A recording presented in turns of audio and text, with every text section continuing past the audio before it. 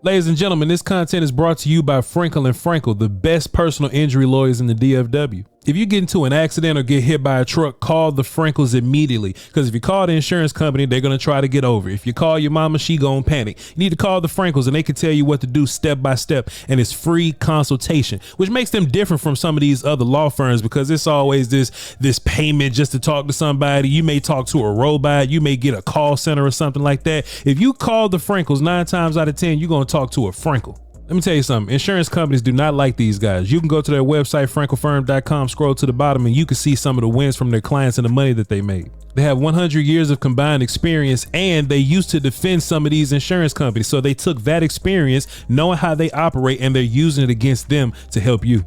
Honesty and transparency go a long way. These people don't even charge you for a consultation. They want to talk to you directly. If you're in the DFW area and you've been into an accident, got hit by a car or a truck, sorry that happened to you. But listen, tap in with the Frankels and tell them that Voch sent you. Call the Frankels first, 214-333-3333, or go to frankelfirm.com. And we are back. We're taking a look at Mike Green, the edge from Marshall today. I got a little bit of film to show you, and we're just going to show you how he wins and some of the things that he's really good at, and maybe a little just, conversation about him. But let's run it for the cardio. Let's get right into it. Mike Green's the edge from Marshall. Like I said, he's always going to be like a standing outside linebacker type of guy, right? He's not going to be a hand in the dirt guy. So I imagine on the next level, he'll be doing some of that same kind of work. And one way he gets real busy is just working this outside edge right here, right? And then I'm going to show you how he compounds that outside work with some different ways to win. But he's a menace doing just this. He could do this all day, every day, no problem, right? And just being bursty, dippy, bendy as hell, and just getting to the back hip of whatever tackle that he's working against. This is whoever character from Coastal Carolina. That's a conversation that we're gonna have, is the amount of competition that Mike Green goes against. But hey, you get 16, 17 sacks in one season. I don't care who you do it against,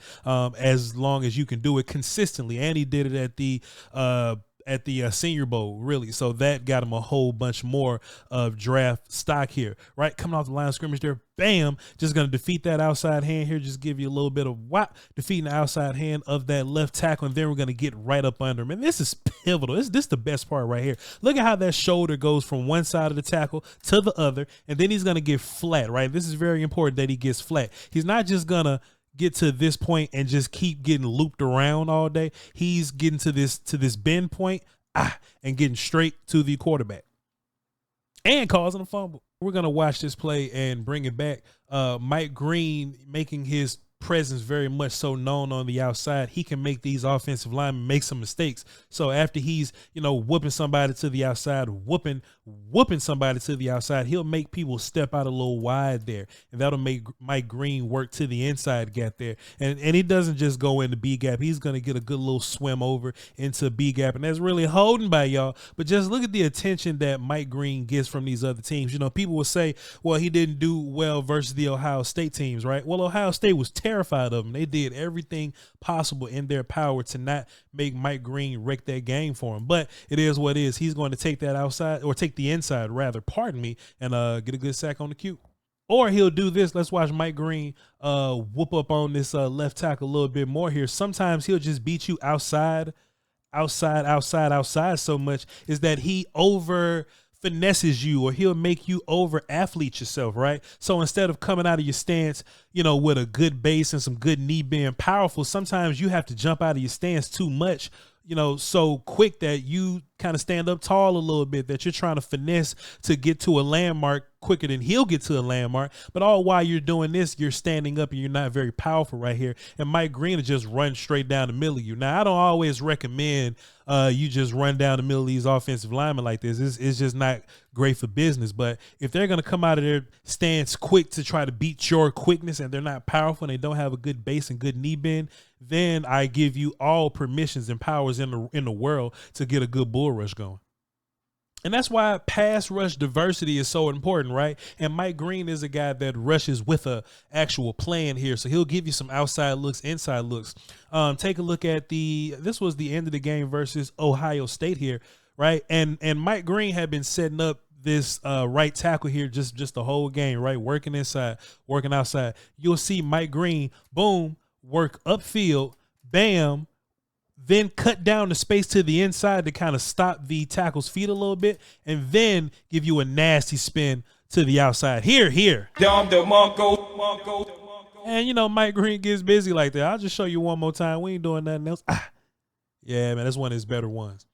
But Voch, how is he in the run game, right? I wouldn't call him phenomenal in the run game, because if he was phenomenal in the run game, he'd be a top 3 or a top 2 pick or something like that. But I think he's well enough in the run game, right? And he does this with a lot of effort and just a lot of, you know, ass whooping intensity, right? And he kind of plays like a linebacker. Yes, he's a standing outside linebacker, but I think it's the difference between edges and linebackers or whatever. But he does a decent job dealing with blockers and 300-pound people. Any other time, he just knows how to beat these guys. So it really just comes down to when you're engaging with whoever's trying to block you. And I think they got an extra tackle out here or whatever. But when you're engaging and they're trying to figure out how to block you, then you just keep your eyes on the running back here. I think a lot of edges where they make mistakes is that they get so caught up in the fight in front of them that they just don't find the football. Mike Green keeps his eyes on the football, and he just gets around whoever it is trying to whoop him. Here's another example here. Mike Green is going to read that this blocker in front of him is down blocking, and somebody is down blocking away from you. 9 times out of 10, like a puller, a kicker, or something like that is coming. So we're going to get a down block, boom, step down, bam, blow up the counter type play or the lead block type play and go in there and make a tackle on the running back. Once again, this all works because he keeps his eyes on the running back in the backfield there. He's not just getting lost in the fight. Eyes on the runner, eyes on the runner. Oh, now I see somebody's pulling to try to get me. Bam, blow up the puller, get inside, make a play. More chaos versus the run game. Easy peasy. Standing somebody's son up, getting back inside, making a play. Running back again. Boom, boom, boom. And I think this is going to work well if you're like a team that values two gapping or stacking and shedding. I don't think Mike Green's going to do it a lot, but just from a run game context, he can do it. He can get up under one of these tackles. Boom, arm length and extension, get inside, make the play. And I'll give you one more because we ain't doing nothing else. Mike Green on the right side of your screen there. And honestly, just keeping it a buck here, if these were only plays versus, well, let me just run a play because y'all get mad when I just, if these were all plays versus tight end, then I'd be fine with that, right? Because if you're an outside linebacker type guy, most of your work is going to be against tight ends anywhere, just these smaller blocking type characters. But as you see, I've shown you some evidence of him being able to come down and engage with the offensive tackles, or being able to come down and thump with these, guards pulling or whatever. So Mike Green is a winner for me. And that's all I got for y'all today, man. Appreciate y'all for tuning in. Y'all follow me on all platforms, VOCHLOMBARDI. And yeah, man, Mike Green's a bona fide first round grade for me. He's one of my 13 grades, and I think he'll be taken pretty early, but we'll see. Stay tuned for some more film session, man. Love y'all to peace. Y'all hold it down for the Doski Woski and Peasky Whiskey. Till next time. Salute.